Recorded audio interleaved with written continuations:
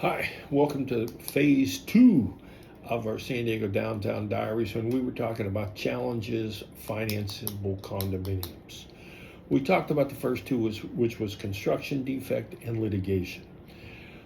There are two more. One of them is owner occupancy. Banks typically want the building to be at least 35% or more owners. They don't want to lend into a condominium project that's 90% rental projects because they know that nobody will take care of the place. It's going to suffer from a lot of damage and use. It's like turning a condominium project into an Airbnb. It gets a whole lot more use and damage done to it. So unless there's at least 35%, most lenders will not lend in that building. The other one is also unfunded reserves.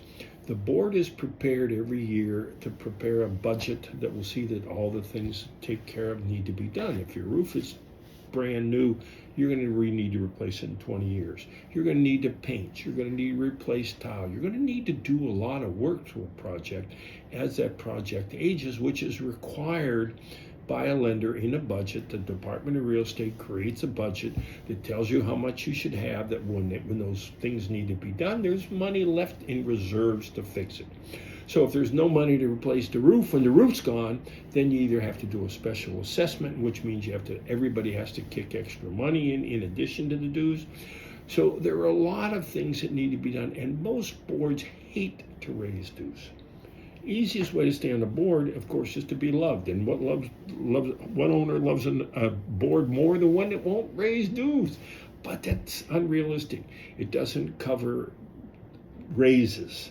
It doesn't cover water increases. It doesn't cover electric increases. It doesn't cover just cost and inflation.